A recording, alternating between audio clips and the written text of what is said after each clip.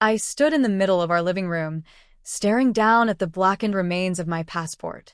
It had been mine since I was 17, a symbol of freedom, of opportunity, of the life I had built for myself from nothing. Now, it lay in ashes, torched by the woman I had once trusted more than anyone. Belle didn't just destroy a booklet. She tried to erase me. It was her way of tightening her grip, of reminding me that she held all the power. But in that moment, something inside me shifted.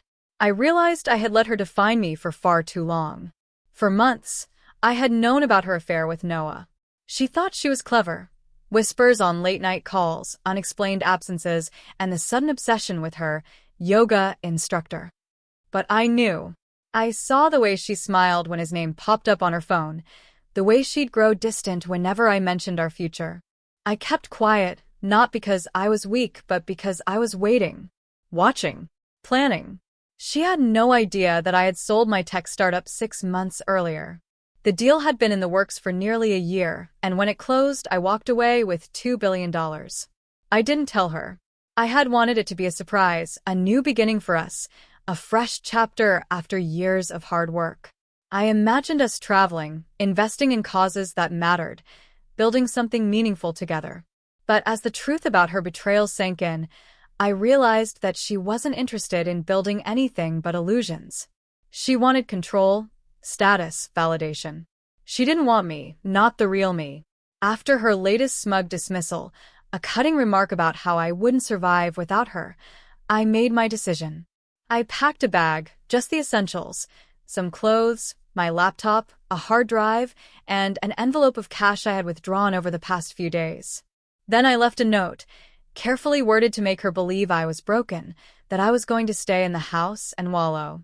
It was a misdirection. I knew she'd read it as weakness, and that's exactly what I wanted. But I wasn't retreating. I was preparing. I gathered everything I needed.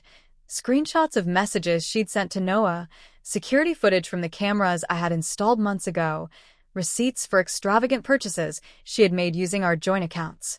Belle had been transferring money to a private account in small amounts, hoping I wouldn't notice. I noticed. I documented everything. My next call was to my attorney. We moved quickly, freezing the joint accounts, securing my assets, and starting the process of separating my finances from hers. Belle would find out soon enough, but by then, it would be too late. And then came an unexpected ally, Isla, Noah's fiancé. I reached out to her anonymously at first, sharing just enough to get her attention. When we met, the pain in her eyes mirrored my own. She'd had her suspicions too, and together we pieced everything together. She handed over messages, photos, even voice notes of Noah and Belle mocking both of us. With her help, my case became airtight. I contacted an old friend, an investigative journalist I trusted, and told him everything. Not just the affair, but the manipulations, the financial deceit, the fake image Belle presented to the world.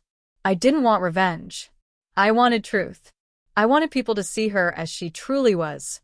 Not the polished socialite on Instagram, but the woman who tried to destroy someone who loved her. As I planned my next move, I found myself reflecting on our past. I remembered the early days, when we were in love and dreaming big.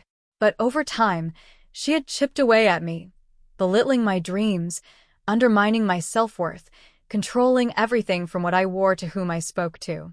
I had been a shadow of myself for years, but not anymore. In honor of my late mother, I launched a foundation that focused on providing educational resources to underprivileged children. My mother had always believed that education was the path to freedom, and I wanted to honor that legacy. It felt good, real, purposeful. The opposite of everything Belle stood for. Then came the final meeting. We sat across from each other at a small diner, the prenup I had kept locked away now lying open between us. She looked confused at first, then panicked as she realized what it meant. She had signed it in the early days of our marriage, back when she claimed she wanted nothing from me but love. Now it was her undoing. She wasn't entitled to a dime of the fortune she didn't even know existed. I saw the mask crack. For the first time in years, Belle had no power over me. "I'm done," I told her calmly. "You can keep the house. Keep the lies. I'm keeping my peace. And I meant it. I moved to a quiet coastal town and bought a modest home near the beach. I spent my mornings walking with my dog, my afternoons volunteering, and my nights building something new, something real. I called it Vero, a platform for authenticity and truth, where people could share real stories without filters or fakery. It was everything I wished I'd had during the darkest days. Most importantly, I became the father I always wanted to be. I reconnected with my son, took him on adventures, taught him to be kind, strong, and honest. Watching him grow reminded me that I hadn't just escaped Belle. I had rediscovered myself. Looking back, I don't feel anger anymore. Just clarity. Belle tried to burn me down, but all she did was ignite something stronger. I'm not the man I was before. I'm better, freer, whole. And I'll never let anyone take that away from me again. A few months after that final meeting with Belle, the dust began to settle.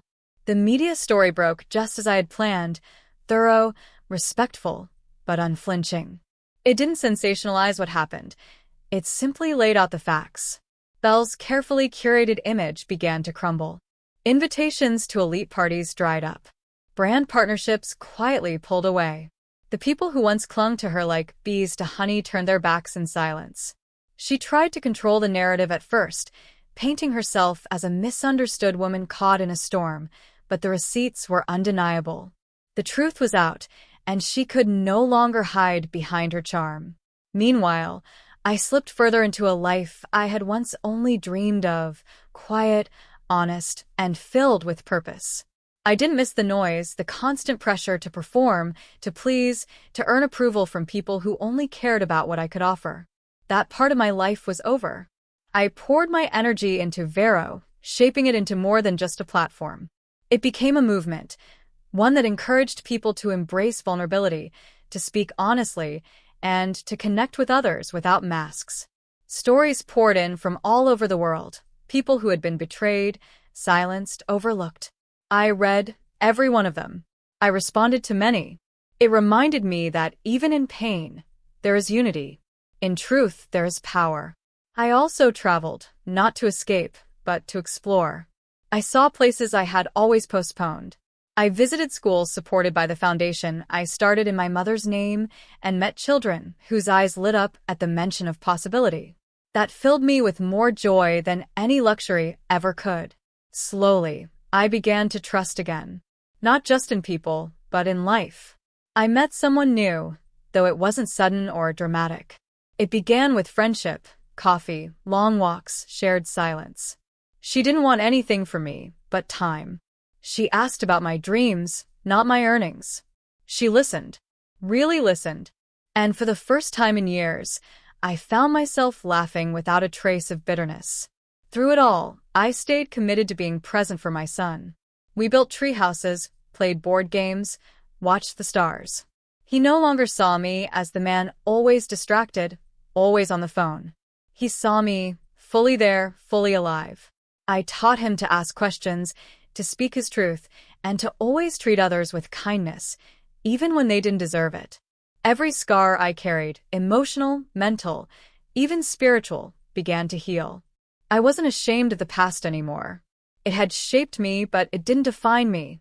What defined me now was how I chose to rise from it. I no longer lived with the weight of proving my worth. I had already proven it to myself.